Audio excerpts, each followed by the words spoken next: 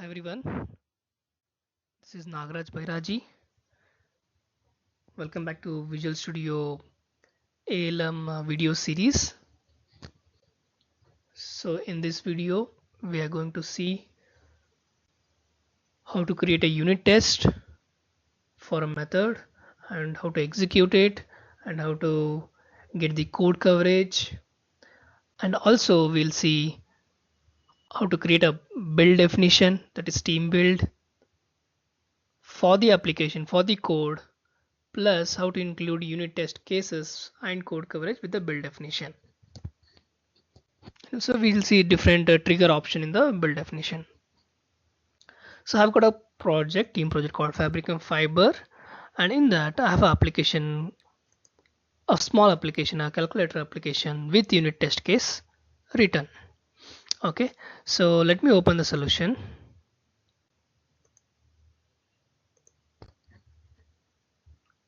So I've got a project calculator application and it has some functionality class. Let me open that, and you could see here it has got different methods. There's a add method, there's a multiplication method, division. Okay, and I've got an extra method just for a demo purpose. You can call it as complex, but it's not a very complex method. It has some if else statements. Okay, so that I can show you how to increase the code coverage of the method. So let's say I want to create a unit test case for this method. So how will I do that? Okay, so I could go and create a new unit test project. Okay, or I've already created a test project. Let me go and add a new class, that is test class. I'll just right click, add, and I'll say add a unit test. Okay, so my unit test class is created. So I'll leave the class name as default. Now I want to create a test method for this complex method, correct, this functionality. How will I do that? So let me come here, so I can just remove the default one which is created. Okay, so I've already written a code. Let me copy paste. So I want to create a class, sorry, a test method. So this is the test method. Let me copy paste. Okay, so what I have done is I have written a test method. I'm calling it as a test method attribute so that it is recognized as a unit test, and the class, it's called as test class. Okay, so these are different attributes for the testing. Okay, now I'm calling the cal functionality class and creating an object of that, and from that object I'm calling the function, that is complex. So yeah, it's showing here error, so I have to say using calculator, that is a project. Okay, so it's done. And also I'm not entering, so this test method has typically what it creates a object of the class, then it calls the method of that class with the input values. So those input values are defined here. Okay, so I'm saying int num1 and num2, and so usually in the unit test what we are saying is we'll provide the input value to the method, so it should go and execute, get the result. Then I want to compare the actual whatever result has come with my expectation. So I have got two input values and I expected whatever I want, the number or a result, plus I've declared actual int variable, so which will store the actual value that is coming from the method, that is complex method. Okay, then I will write a assert function which will compare the expected and the actual and gives us the result either it is passed or failed. Okay, so there's a test context method. It gives it's giving error here. So what it does is, so it stores the information of the data source for running the test cases. So here I have defined the data source. So why I want to define a data source? So I don't want to give manual values here like 2 and 2 and it's 4, right? So every time I have to give different values and test it manually. I don't want to do that. I want to pass a set of values. Maybe it can be called as boundary values like positive, negative values, or so if it is a here it is a calculation which will take numbers and calculate it. So I want to test whether it will take even alphabets, right? So all these things I can test it, but I want to do it at one shot, give all the sets of values with my expected result sets and see how many for how many different values it passes fails, so that I can cover the entire workflow of or the path of the function. So if you come here, it has got different things. So if I say if number one whatever I'm passing is greater than 0, then it will go here. If it is not, then it should return.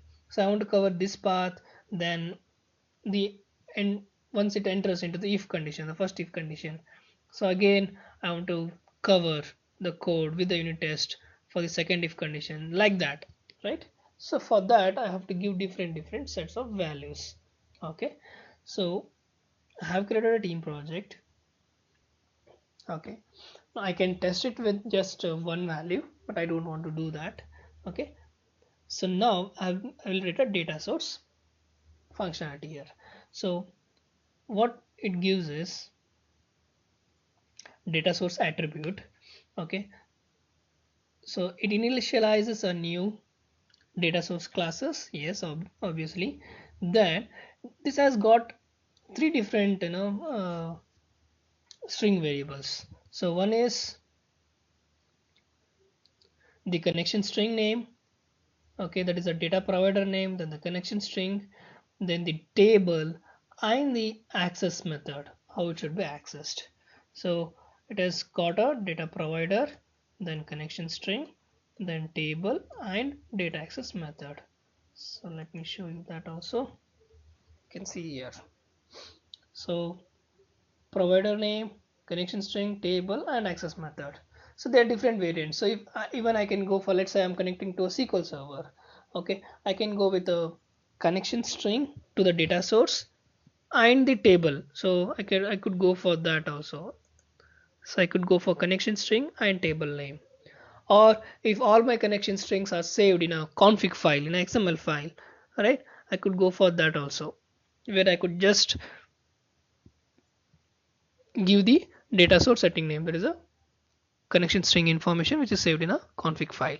So either ways, right? So here I have choose the option where I want to get the values from a CSV file, and I have already created a CSV file called as data.csv. It's already present in the solution. Let me open that. Okay, so it has got these three different columns, num1, num2 and address, or you could say one expected result, and first set of values 2, 2 and the result is 4, I'm assuming. So okay, so I've got that done here with this line of code.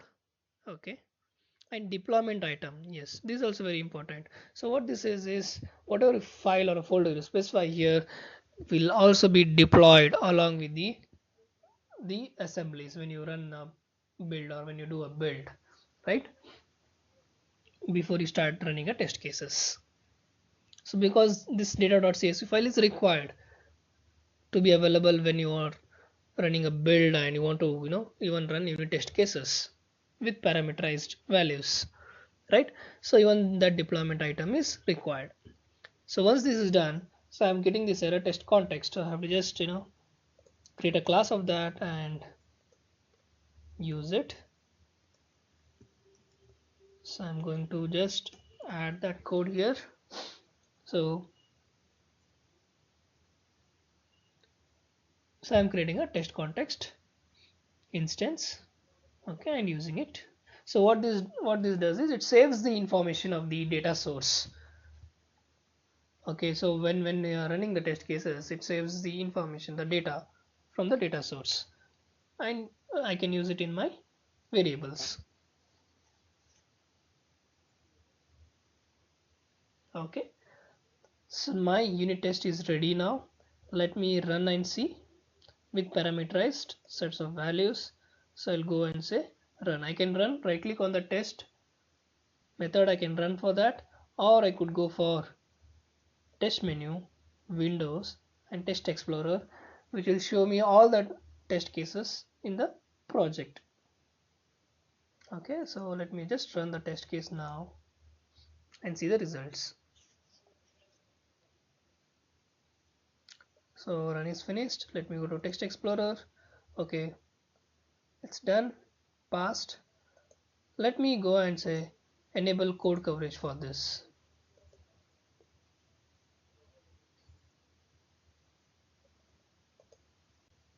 Okay, so code coverage gives me information about how much code is covered by that unit test. So let me drill down to the complex method here, the method which I'm using to execute test cases. Okay, so it says 3 blocks not covered and 5 blocks covered, or rather in percentage it is 37% covered, 62%, I mean 37% not covered, 62% covered. So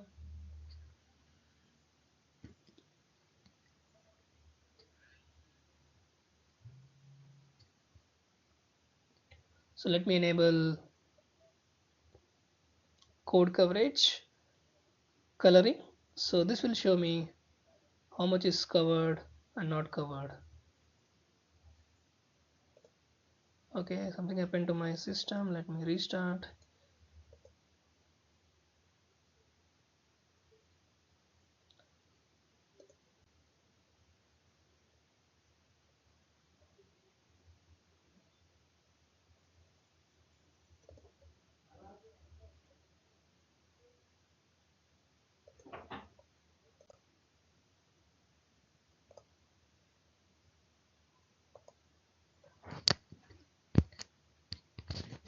Uh, yeah, sorry, my Visual Studio just stopped working. So yeah, so once I enable code coverage coloring, right? So I could see how much block is covered, how much block is not covered in terms of coloring, and even I can go there and change the colors also, what type of colors I want. Okay, so let's say I want to increase the code coverage for this method, right? So currently it is 62% covered, so I want to cover 100%. So how to do it? So we have to go and add many more values. Okay, so I've got a set of values. Let me go and add some bit and see how it behaves. Okay, so we're adding another 3 sets of values, that is 3 and 3 should be, so I've given first and second number more than 0, then here first number is less than second number and first number is 0. So let's see how it behaves now. Let me go back to the same method and run it now. So earlier we saw it was 62% 62.5% covered. So let's see how much is covered now.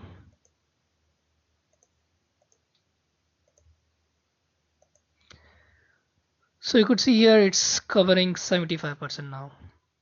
Alright, so the coverage is increased, right? So let me go and enable code coverage and see, you could see almost, so another 25% is remaining now. Let me go and again enable. So what we could see here is, yeah, so it's not covering, it's covering now this part also, where num1 is less than or yeah, less than 0.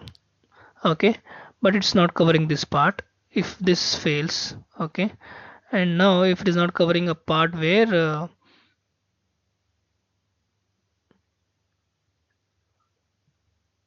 num1 is greater than num2. Okay, so let's add the other variables.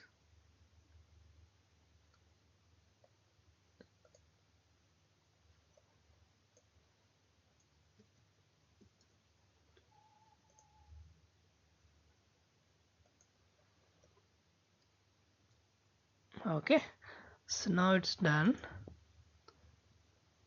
Now let me run the test and it should be 100% now.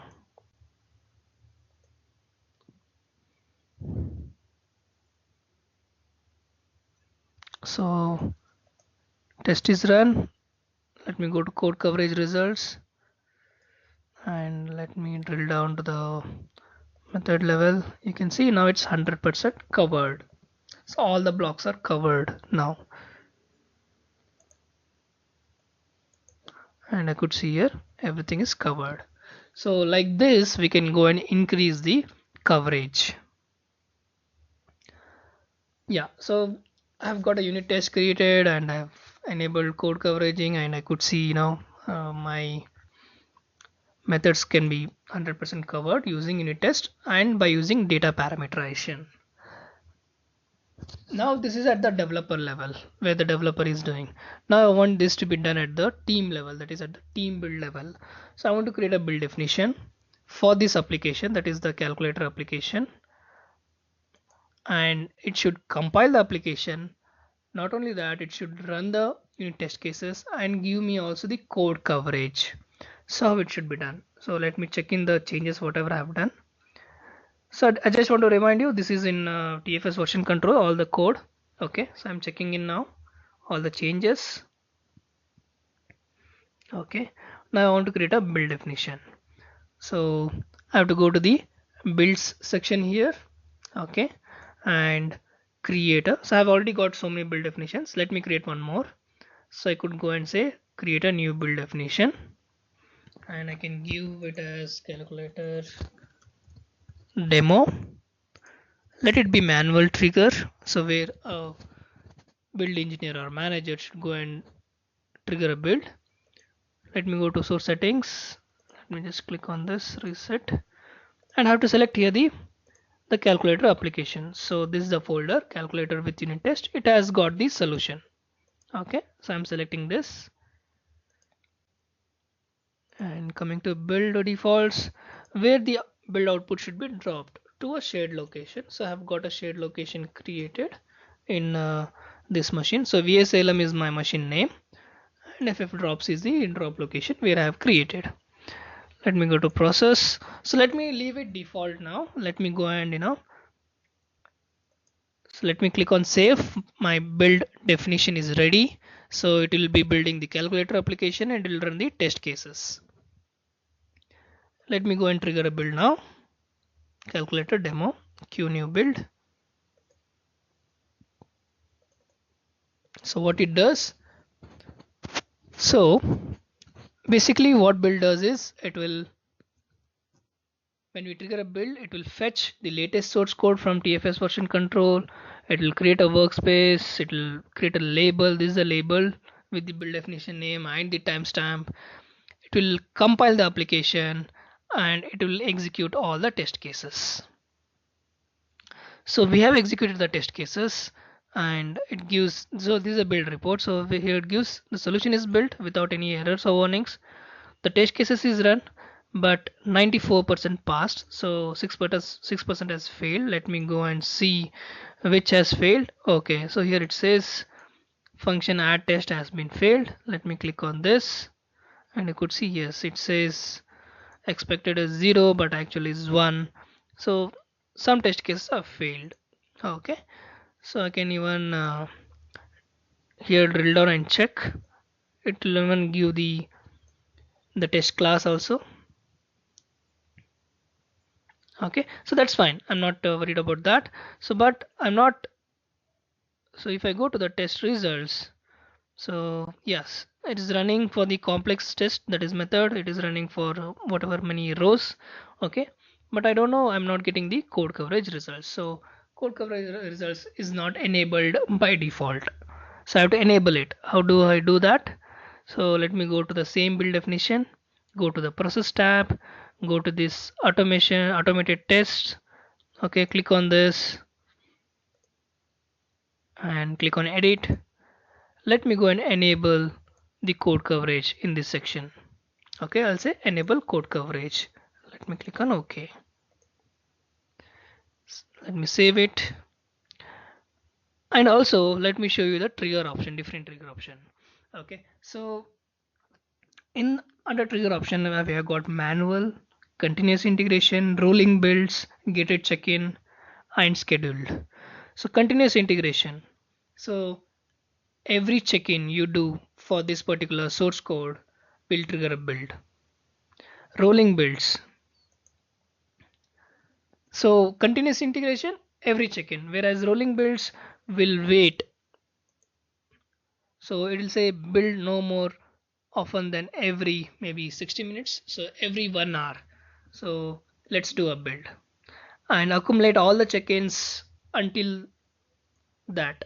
So it depends on the build infrastructure we have. If we have a good infrastructure and if we want each developer's check-in a build should be triggered, then I can go for that.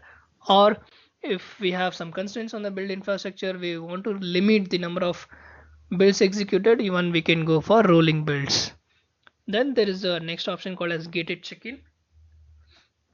So with continuous integration or rolling builds, the check-in will happen, the check-in is committed to the server, then the build is triggered. So if the build fails, I have to go back and modify it again and check in it. Okay, but I want a facility where whenever my developers or I do a change and try to check in, first it should compile, that is first it should build with all the build verification test cases and whatever quality gates I enable. Then once the build is successful, then only it should check in, otherwise it should reject my build. Then I could go for this option called as gated check-in. So even in gated check-in I could even say, okay, if I don't want for every check-in this gated build should be run, I could go for merge build up to 5 submissions. So it will wait for the 5 submissions, that is 5 check-ins, and do a gated build. Then the last option, scheduling a build. So I can schedule a build in all the 7 days and the time when I want. So I want it should happen all the 5 weekdays, Monday to Friday, at maybe I want at 9 p.m. Okay, so every night 9 o'clock build should trigger, and even I want to trigger a build if nothing has happened in that day. So during the day, if no check-in has happened, still I want the build should be triggered. So I could choose for this checkbox option. Okay, so let's go for continuous integration now. Let's see how it works. Okay, so I have enabled continuous integration and I have enabled code coverage. So let me just do some change here. Okay, so let me do some modification. Okay, fine, let me just add a comment here. I'll say continuous integration CI, save it and go and check in the change. So I have changed this. Let me go and check in. I'll say give a comment called as CI, then check in. So as soon as I check in, build should be triggered. Let's go back to the build and see, and you could see build is triggered already. Okay, let's see. So now in this build it should compile, it should run the test cases, and also it should give us the code coverage. Yes, so it is giving me the code coverage, you could see that. Okay, so let me go to the test. Yeah, it's fine. So I want to see the code coverage. Let me right click and go for code coverage, and it gives me even code coverage also. So what we saw is how to create a unit test case, how to parameterize a unit test case, how to execute, how to enable code coverage, and also we saw how to create a build definition and what are the different trigger options, and how to enable code coverage in the build definition. Okay, so we'll have a separate video on team build, like how what is team build, how we can create different types of team build, and even customization of team build in a separate video series. So thanks guys for watching this video.